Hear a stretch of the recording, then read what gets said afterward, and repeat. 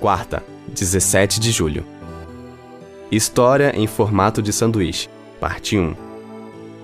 Ouça Marcos 3, 20 a 35. Então Jesus foi para casa, e outra vez se ajuntou uma multidão, de tal modo que nem podiam comer. E quando os parentes de Jesus ouviram isto, saíram para prendê-lo, porque diziam: está fora de si. Os escribas, que tinham vindo de Jerusalém, diziam: ele está possuído de Beelzebu. Ele expulsa os demônios pelo poder do maioral dos demônios. Então, convocando-os, Jesus lhes disse, por meio de parábolas: como pode Satanás expulsar Satanás? Se um reino estiver dividido contra si mesmo, tal reino não pode subsistir. Se uma casa estiver dividida contra si mesma, tal casa não poderá subsistir.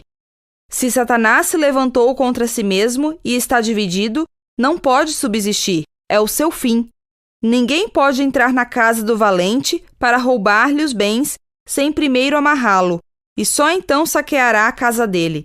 Em verdade lhes digo que tudo será perdoado aos filhos dos homens, os pecados e as blasfêmias que proferirem. Mas aquele que blasfemar contra o Espírito Santo nunca terá perdão, visto que é réu de pecado eterno. Jesus disse isto porque diziam: está possuído de um espírito imundo. Nisto, chegaram a mãe e os irmãos de Jesus, e tendo ficado do lado de fora, mandaram chamá-lo. Muita gente estava sentada ao redor de Jesus, e alguns lhe disseram: olhe, a sua mãe, os seus irmãos e as suas irmãs estão lá fora, procurando o Senhor. Então Jesus perguntou: quem é a minha mãe e quem são os meus irmãos? E olhando em volta para os que estavam sentados ao seu redor, disse: eis minha mãe e meus irmãos. Portanto, aquele que fizer a vontade de Deus, esse é meu irmão, minha irmã e minha mãe. Pergunta 6. Que ligações você vê entre as duas histórias relatadas? Essa passagem contém a primeira história em formato de sanduíche encontrada em Marcos.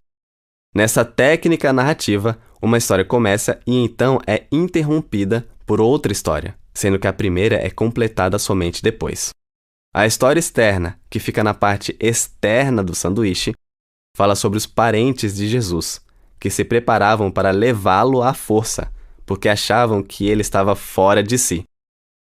A história interna, que fica na parte interna do sanduíche, menciona os escribas acusando Jesus de estar em complô com o diabo.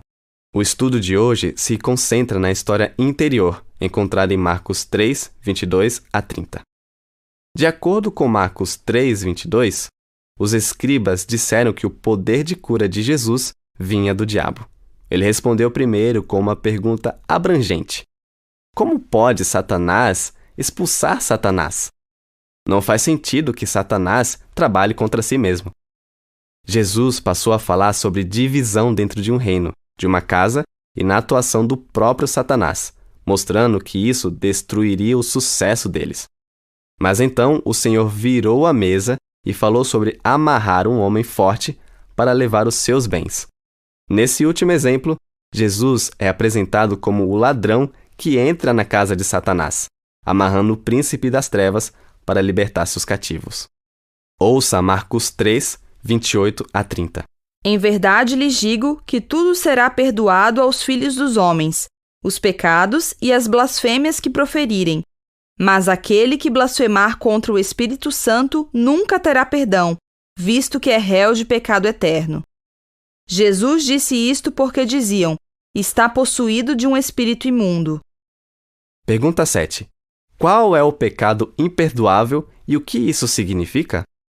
O pecado imperdoável é o pecado contra o Espírito Santo, que consiste em atribuir ao diabo a obra do Espírito Santo. A razão pela qual Jesus fez sua declaração é que os escribas diziam que ele tinha um espírito imundo, quando na realidade ele tinha o Espírito Santo. Se atribuirmos ao diabo a obra divina, não conseguiremos ouvir o Espírito Santo, porque ninguém deseja seguir o diabo. Por que o receio de que tenha cometido o pecado imperdoável revela que você não o cometeu? Por que esse receio é uma evidência de que você não chegou a esse ponto?